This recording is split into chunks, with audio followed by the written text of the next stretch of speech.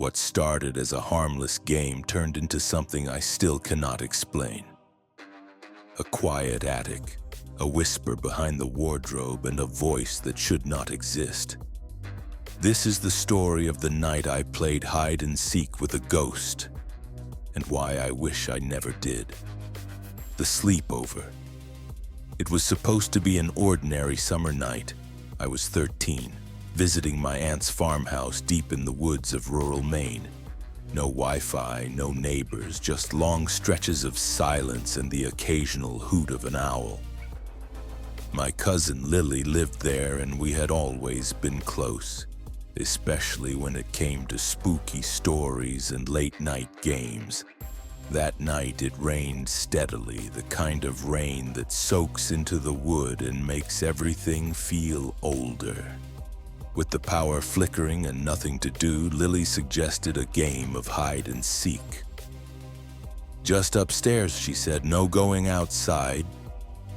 I agreed, even though something about the way the house creaked made me nervous. She began counting. I ran up the stairs and ducked behind the heavy attic door. I thought I had the perfect hiding spot. I had no idea something else might be playing with us too. The attic. The attic wasn't just dusty, it felt wrong. The air was heavy, like it had not moved in years. I crouched behind an old wardrobe, trying not to breathe too loudly. There were boxes everywhere, some stacked so high they almost touched the slanted ceiling. One had an old doll sitting on top, its head tilted sideways, staring into nothing. I expected to hear Lily's footsteps or giggles, but the silence was deep, unnatural. Then I heard it, a whisper, faint, a child's voice mumbling something behind me. I held my breath, thinking it had to be Lily playing tricks, but when I peeked around the wardrobe, no one was there. Another whisper came closer this time. "Found you." I spun around. Empty space. Just boxes. Then the attic door creaked open slow and loud, but no footsteps followed. That was when I realized I was hiding from the wrong person. Something was wrong. I ran out of the attic and back into the hallway, yelling for Lily. She stood there, frozen, like she had been waiting for me. I told her everything. The whisper, the door, the voice that said, "Found you." Her face went pale. Then she said something that made my skin crawl. I never came upstairs. I wanted to believe she was joking, but her voice was shaking. We sat in silence for hours that night, pretending it had not happened. Around 3 a.m., I woke up again. I heard laughter outside the room, the soft, high-pitched giggle of a child. Lily was sound asleep beside me. Then the doorknob turned slowly, like someone was on the other side. I did not open it. I just stared until the sun came up. That night I realized we were not alone in the house, and whatever was with us wanted to play. We never talked about it again. The next morning I told my aunt about the attic. She frowned and walked me to the hallway. The attic door that had creaked open the night before now had a thick metal latch, padlocked from the outside. "That room's been locked for years," she said quietly. My heart dropped. How did I get inside then? That question still haunts me. Lily and I never spoke about that night again. She moved out the following summer and we slowly drifted apart. But every so often I get a strange envelope in the mail. No stamp, no return address. Inside, a piece of paper, yellowed and torn. In a shaky child's handwriting, the same two words are always written: "Found you." I have moved 3 times since then across different states. But somehow those letters always find me. So no, we never talked about it again. But something still remembers our game. The letters kept coming. At first, I thought it was a prank. The first letter arrived on my 15th birthday, so 2 years after the attic incident. No name, no envelope markings, just that same childlike handwriting. Found you. My hands shook as I read it. I had told no one except Lily, and we had not spoken in months.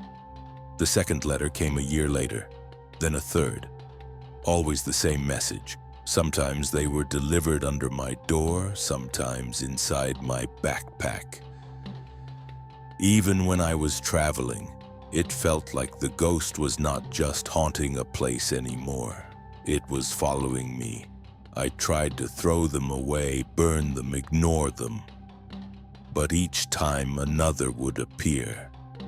As if this thing we invited in, this game we started, never really ended.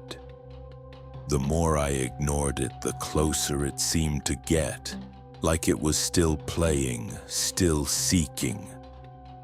We tried to end the game. We thought maybe we could finish what we started, put the spirit to rest. So we went back, all the way to that old farmhouse. My aunt had passed away and the property was abandoned. The house was quiet, darker than I remembered. Dust had settled on every surface. We found the attic door, still locked. But this time, Lily brought bolt cutters. We stepped inside together. Everything looked the same, except one thing. A child's drawing pinned to the wall. It showed 2 stick figures hiding, and a third figure with no face standing nearby. Below it in red crayon, "I win." We stood frozen. Then we heard it. Footsteps, light, fast, running in circles around us. We ran.